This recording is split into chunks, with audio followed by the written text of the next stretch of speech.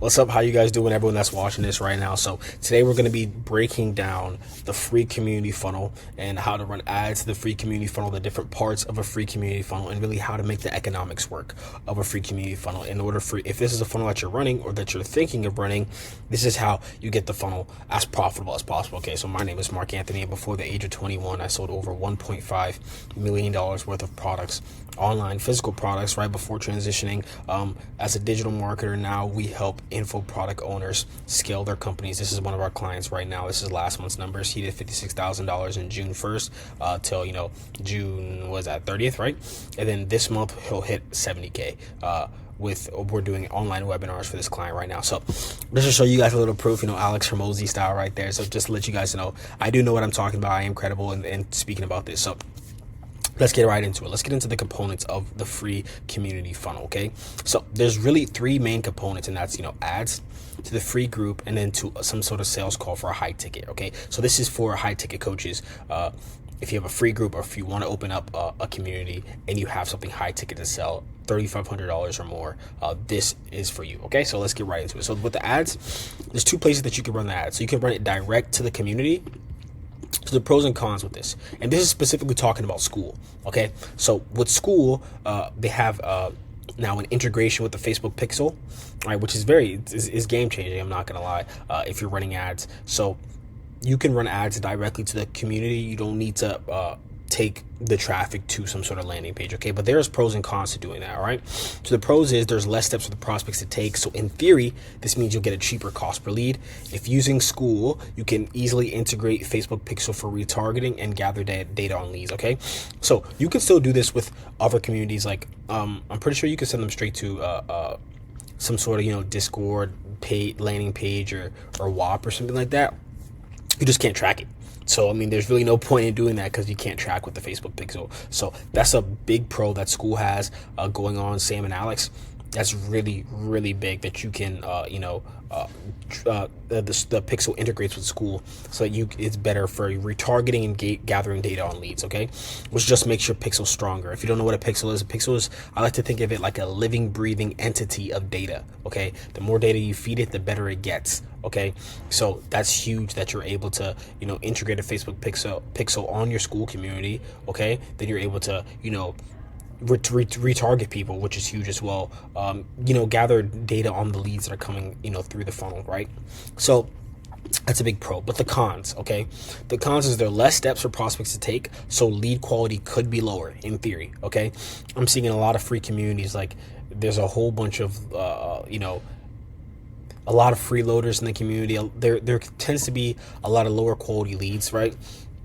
Because the fact that you're running ads straight to the community, okay? Obviously, you can have it set up to where you can approve different people into the community. But generally, what we like to do is we just like to let everyone be able to join after they fill out certain questions, right? But doing it that way, you can definitely tend to lower the lead quality, right? Because people are not going through extra steps in order to get in the group, okay? And you can't authenticate phone numbers and email addresses, so nurturing and following up prospects on the back end is not as effective like you can on ClickFunnels or Go High Level. You can use code to make sure that people give you the right phone number and right email address, or at least that the phone number and email address are legitimate, right? But with this, you can't do that, right? So you have no clue if someone's giving you the right phone number and right email address, which is a problem that we have with one of our clients, which is why we chose the opposite route, right? But I still see a lot of people running this funnel very effectively, right? But obviously you can't control for that. So if you have a killer sales team and they rely on getting leads every single day, then this obviously hinders that, okay? So with the running it to a landing page, okay, so the pros, there's more steps for the prospects to take, so you can disqualify people more in your funnel, which will increase lead quality, okay? So you can disqualify people as they get on the page, right? You can tell them who is this for, who is this not for, right? You can have a VSL that disqualifies people, okay? This will help improve the lead quality, okay? And you can provide more context about the community and the results in the community on the landing page, okay? The cons is there's more steps for prospects to take, so in theory, lead costs will be more expensive, okay? Then straight to the community route. And generally, this is what we're seeing with this, right? These leads tend to be a little bit more expensive. then these leads right here tend to cost a little bit cheaper, but we like this route because you can control for more things, and definitely increase the amount of quality leads that come into the community by having some sort of landing page. Okay, so the next part is, in the free community, you have setters and or a customer support manager that monitors the group. Okay, so adds to free community. So this is where they get in the free community. Okay, so setters dash a CSM, customer support manager, monitoring the group. So when members ask questions or share wins in the community, the setter or CSM should be reaching out to get them on a sales call. When members join the community, what we've also been testing is this as well. So in one of the questions that school has when you join a community, right? So you can ask for name, email, phone number. You can ask for another question. What we like to ask is a yes or no question. Would you like a complimentary onboarding call? So we give people the choice if they want to answer yes, if they want to answer no. Obviously, if they answer yes, then we have our setters set them in the DMs and get them on an onboarding call.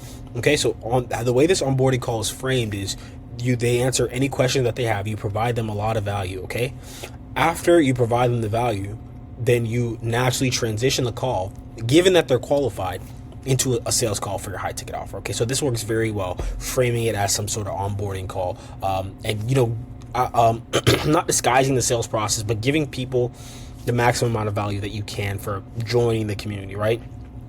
And that's just a free complimentary onboarding call. Okay, so, and value post and call to action. So this is what you should be doing in your community every single day. Okay, so this is the entire reason someone joins the community in the first place, to receive value. So every day you should be making some sort of value post in the community, explain concepts, show results, solve their problems, and give solutions. Every value post should act as a mechanism to get members to book a call with your team and close them on a high ticket offer. So my bad. So you could look at this like, any value post on social media, on Instagram, Twitter, with some sort of call to action, right? The call to action should always be to book that sales call. Okay, so think of your community as another funnel in itself. Okay, so you have the funnel that led them to the community. Okay, but there's a funnel in the community, right? So you're at the top of the funnel, to the middle of the funnel, and then obviously to the bottom of the funnel, which is the sales call, to get them there. Okay, and this acts as middle of funnel content. Okay, this nurtures them and leads them further down the funnel into booking a call. Okay, so think of your free school community as another funnel in itself. Okay, so after these things, right, these play a main, the biggest role in the free community. Okay, so that's how you nurture prospects to get them on the sales call. Okay, then obviously the sales call is, kind of self-explanatory, right? It's just another sales call. Any other sales call that your closer would take, whether it's coming from, a VSL or, a call from your email list, anything like that, right?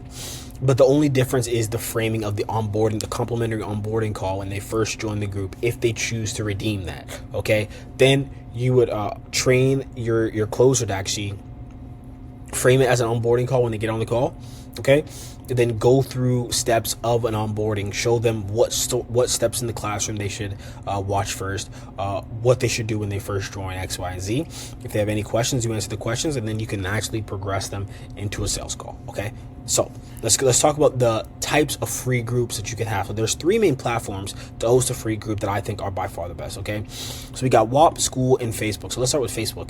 It's by far the oldest platform to host a community on. This platform has the most familiarity with users over the age of 28. If you have an older audience, it's still not a bad place to host a community for sure. Facebook communities are still very strong. I know Facebook communities with 20, 30,000 people in them. Okay, a free community. So obviously this, I guess outdated, right, with the rise of School and WAP, which we'll touch on in a second, but this still works very well. Okay, and the UI is great, and what's good about this is very familiar to almost everyone, right? So when they get in School, when they get in WAP or Discord, if the audience is not really familiar with how to use the application, and you can get a lot of friction in there, and you may see a decrease in the amount of conversions that you're able to do every single month for the people that are in your free community, right?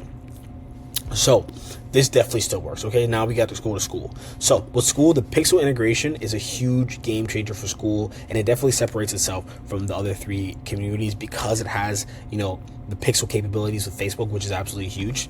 In my opinion, though, the forums are not ideal for a community. Okay, so I always compare school to an actual school. Okay, so when you're in classroom, when you're learning, right? Obviously, you were online learning, right? But it's still learning, like you were in a classroom, okay? But it's missing something, okay? It's missing the lunchroom, okay? The time with your boys, walking between periods, all right? I remember when I was in high school, the best time of the day was that 7-minute gap in between classes where you got to talk to your boys. That's pretty much the part of after each period, the part that you would look forward to most, right? Just walking to your class, talking to your boys. If you're walking with a girl, right? That's the best part of school. That's what school's missing, okay? I had a conversation with someone in school yesterday. I messaged him, just to introduce myself, talk to him a little bit more. He instantly sent me his iMessage and said, "Yo, text me." All right, that shouldn't happen if you have a community. Okay, you should keep all the communication in the community. Okay, so that's something that school really has to figure out. I don't know if that's necessarily what they want to do, but if you do have a school community, I would recommend getting either WhatsApp or Telegram, all right, to host the lunchroom, if you will, okay? The actual communication between members when they share ideas and talking back and forth with each other, okay? Because that's what you really want. You want, at some point, the community is not about you, but about the members, okay? When the members start talking to each other and solving each other's problems, then you got a community. Then you have a real community, okay? And that's what school is really missing, okay? Now, WAP. WAP is the silent killers. Silent killers, man. I love what these guys at WAP are doing right now. So, in my opinion, it has the best seamless upgrades from tiers in your community. So let's say your community has a free tier. It has the low ticket tier, mid ticket tier, and your high ticket tier. Okay, WAP has the best integration.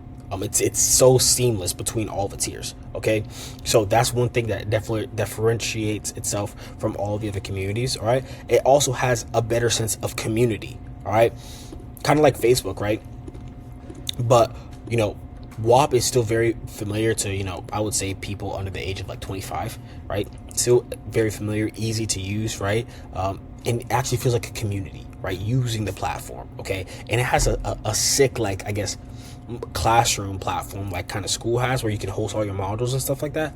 Super sick. Those guys at WAP are absolute killers. If these guys get the Facebook Pixel integration, I would say choose WAP over any of these. Like, shout out to Alex and what they're doing at school, but that's what's really interesting. The Pixel, that's really interesting for me and my company. We only run ads for clients, right? That's really interesting and attractive for us. And if WAP has that as well, that would be really interesting for them as well. So these are the 3 platforms to host your community on. So let's break down the funnel economics. Okay, so you're like, Mark, that's all cool. So like, what should I be looking for? How much money do I want to make? All right, X, Y, and Z. Okay, so let's go into funnel economics. So let's say you have a $5,000 ad spend budget, okay? And your offer is $3,500. So really, a lot of people harp on the cost per lead, right? But the metric that we like to track is the cost per qualified lead, okay? You want your leads to be qualified, okay? So, and if you have to spend more to get those leads, that's perfectly fine because your offer is high ticket. That's the beauty of high ticket, okay? Now, I know some people will see $20 cost per lead, like give them a heart attack. Like a lot of guys like to stick at like a $10 cost per lead, right? You can comfortably spend $20 for one lead if these leads are very quality, okay? Then you, at that price point, you get 250 members every single month, all right? And in your community, you want to ascend between 5% and 10% into the high ticket, okay? So you can see with a $3,500 minimum, right? So that's $45K to $87,000 on the very high end, okay, by running this funnel. Obviously, that does not happen overnight, not nearly. The biggest bottleneck of this entire funnel is going to be these guys right here, okay? It's the CSMs and the setters and the value posts, because you have to keep your community active and engaged, okay? That's the only way this is going to work. But if you can do that, you will print. Someone to pay attention to that does this so well is Max Pearson. So well. I'm not sure what his ascension rate is into his. It's a mid ticket, but it's like reoccurring. I guess you could say it's like low ticket. It's like 150, I think. But it's per month, right? It's a membership per month. That guy's absolutely printing. He's using school beautifully. If you guys want to look at anyone that's doing this correctly, Max would be the guy that I would be looking at right now. And this is very, very, very possible once you have everything dialed in. This is one of the most powerful funnels, in my opinion. It's better than a lead magnet, all right? Because people actually get to extract real value from you before they even purchase. As with the lead magnet, definitely isn't like that, right? So I appreciate you guys. If you have any questions, please feel free, just comment them down below, right? Comment any questions you have down below. Comment any videos that you would like me to make down below. If you are a coach, creator, and consultant, and you are doing at least $25,000 per month in revenue, and you want to run ads, you want to scale your business, there's going to be a link down below. Definitely booking a call with my team so we can, speak to, kind of see, what that looks like, right? Where you want to be in 3 to 6 months from now, and how we can help you scale like we've helped our clients, scale in the past. So I appreciate you guys. Thank you guys for watching this video, for, hearing me ramble on for about almost 20 minutes now. I appreciate you. Make sure to like, comment, subscribe on the video, and I'll talk to you guys very soon.